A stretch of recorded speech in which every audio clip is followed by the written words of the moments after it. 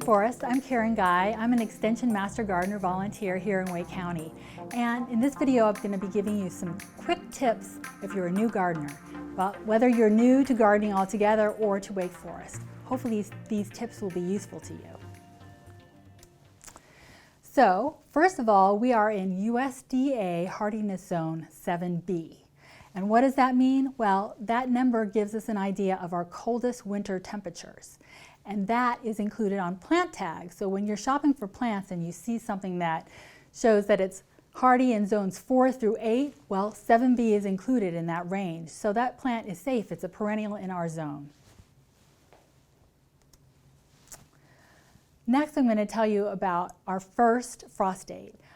These numbers are changing a little, but typically we say that April 15th is our last frost date is April 15th. So that means right after that, it's safe to plant tropical and tender perennials. Although I would hold off on anything like tomatoes because they actually need more time for the soil to warm up. For the first fall freeze, we're talking about the end of October. This is an average though, so this is a guideline. Still watch the weather forecast. But if you're wondering if it's safe to plant things that are tropical past October, it's not, because we're going to be having frosts and freezes that will kill them. And this is hot off the presses.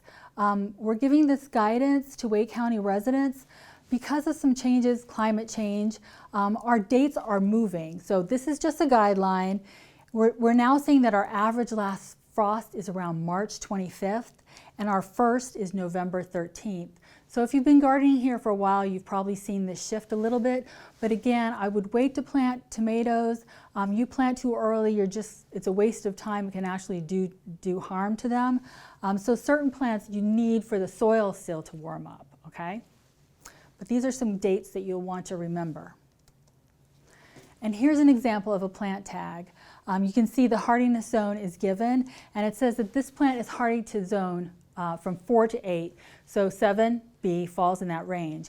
If you saw something that said 4 to 7, then my concern would be that, yes, it will survive, but does it have problems with our heat?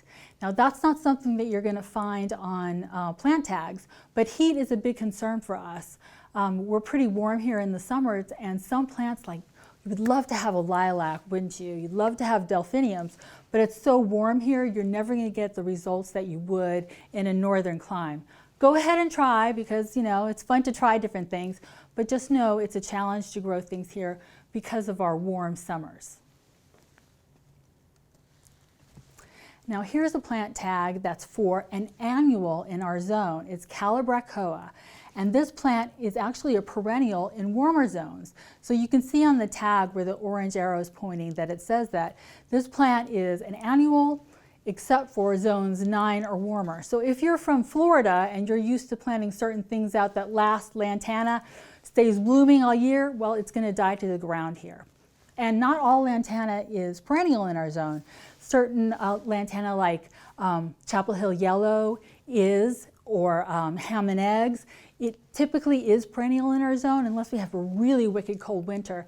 But some of the other lantanas that you buy as small annuals, they're just not going to survive over winter. So even in the same plant family, in the same species, you can have different options. So you can have some cultivars that will be perennial in our zone and some that aren't. So we can be marginal that way.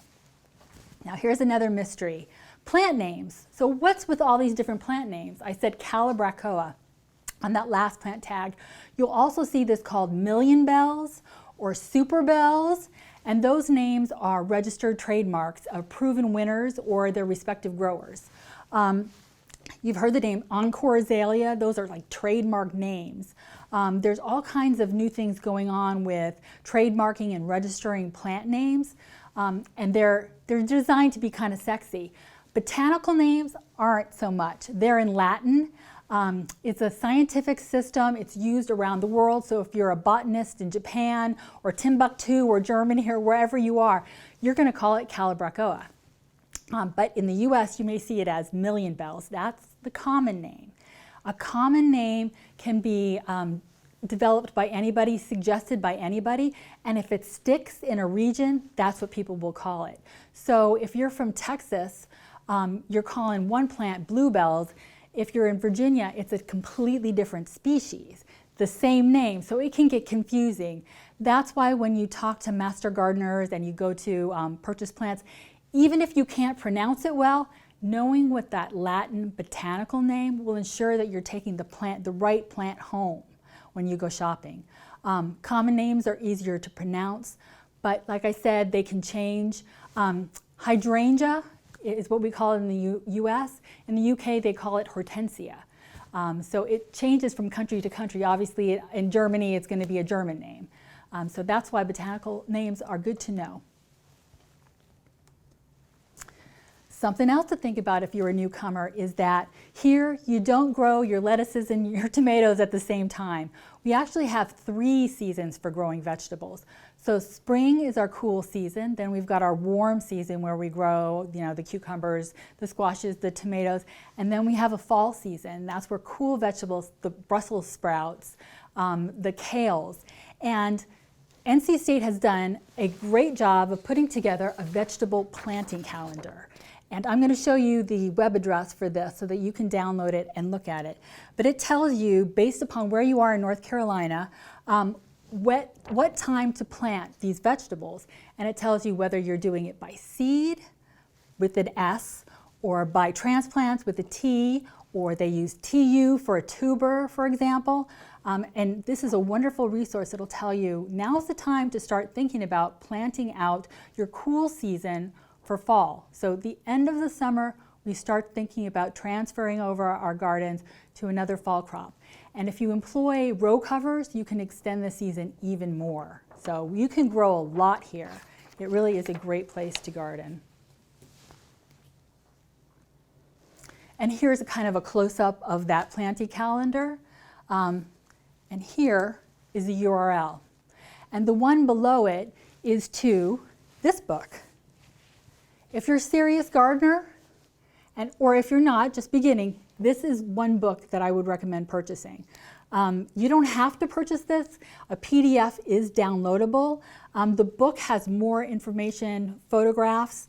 I really like it because I write in this book, but you can download the PDF, and that is that address provided there on the screen. Another thing, if you're a new gardener, watering. This can be a question because we have droughts some years, we have deluges and hurricanes other years. So monitoring the water in your garden is important. You don't have to spend a lot of money. You can get just a tuna fish can that you put out in your garden that helps you understand how much water is raining in your garden so that you know whether or not you need to add water if you need to irrigate. The best time to water is before the plants wilt, haha. So here in this image, we're just sticking our finger into the soil. Is it dry underneath that? If you feel moisture, it's probably fine. If there's been rain recently, it's probably fine. We're working from home now, so maybe we can monitor things a little easier. When you're away, using that rain gauge, that homemade rain gauge, you don't have to buy one, but that tuna fish can will help you understand how much water is getting to your plants. So when's the best time to water? Well, if you're using overhead sprinklers, early morning is the best time because the plants will have time to dry off, and those dry leaves are less likely to have fungal problems. If you're using a soaker hose, then we recommend that you water in the evening. Now these are just guidelines. Obviously it rains at night and you really can't control that, but these are the best times to water. If you're watering by hand, it's pretty much any time that you've got available. Not a big difference. Just try to water the soil and not the plants from overhead because you'll reduce that fungal problem. And water conservation. So I really like soaker hoses. If you're just starting out and you haven't put your garden together, think about the irrigation, whether adding soaker hoses now, you can cover with mulch so that you don't see it. It's an easy way to kind of DIY an irrigation system. And soaker hoses, if you've never seen them before, this is an image. They are porous, so the water kind of weeps out through the hose when pressure is applied. And you can put them on timers and do all kinds of things. And here's a cheap way to water a plant. If you go on vacation, or if you're forgetful, you have something that's out of way, you can take just an empty jug, fill it with water. This is a wicking material. It goes all the way to the bottom, and I'm just going to wrap this around my plant. And it's going to get wet and just draw water out, and I can kind of hide this behind the plant or hide it on my porch or something, and my plants are going to be consistently watered. And you can bury this under the mulch so that you don't even see the cord. It's just an inexpensive way to do it, and it's, if you're away on vacation again, it's a inexpensive way to maintain your plants. Okay. Another thing is mulching. Mulching helps kind of keep the soil temperature even, and it also conserves water. So it's a great, inexpensive way to improve water conservation on your property. Going into mulch here, we've got two images. One is the right way to do it, and the other is the wrong way. We call this mulch volcanoes, and it's not very good for the plant. It gives a place on a small tree for a vole, which will eat the bark of a tree, gives it a place to hide. So that's one problem. It also can have a buildup of moisture, which can lead to rot. And then roots can actually grow from the trunk of a tree, or they're going to prefer that soft soil that happens as the mulch decays. And I've seen where trees' roots will girdle, they'll wrap around because that soil is easier to grow in than the heavy clay. So you don't want to do it. So for trees, the wider the bed, the better of mulch. Trees don't particularly like growing in turf. So when you give it mulch, because the roots really are more on the surface than you think, the tree is going to be much happier. So low, not right up against the trunk. You want to see the flare of the tree at the base, and then as far wide as you can to give those roots cool soil. They don't have to compete with turf. That's the best way to mulch your trees. All right, and it's fall. So in our zone, fall is a wonderful time to plant. It's actually better in many cases than spring, because spring quickly becomes summer and it's hot. But with fall, our soil temperatures stay warm enough so that your plant's roots are still growing, and by the time summer comes, some months later, they've established and they're going to be more drought tolerant, more heat tolerant. That's not the case for every single shrub and tree, but I would say it's a good rule of thumb.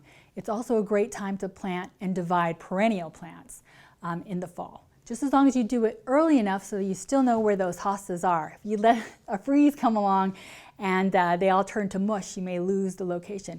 So if you're thinking about doing that now, go ahead and put like little stakes around your garden so you remember, oh, I wanted to divide those hostas, wanted to divide those perennials. It's also time to think about planting for spring. So I love flower bulbs. I don't know about you, but by the time February rolls around, I'm kind of done with winter. So I love to see those early daffodils. February gold is one of my favorites. It's definitely true to its name. It will start blooming in February. And then I have a succession of other bulbs. I do grow tulips. They are a favorite of all kinds of animals like squirrels and voles, so you have to protect them. I'll try lining the area with daffodils. Daffodils are toxic to those voles, so they'll avoid those. Sometimes that helps protect, but the squirrels will still dig. So I will cover the area with some chicken wire or something to make it a deterrent, so I still get those tulips. But tulips tend to be an annual in our zone. We warm up too fast for the tulip to produce enough energy to reliably flower the second year. You'll get a few that do, but for most of us, we pull those tulips and we replant every year. So now's the time, if you haven't already received the catalogs. I've received so many. I'm so excited about all the different choices I'm going to be planting this fall to have a beautiful display in spring, and actually end of winter for those February gold daffodils.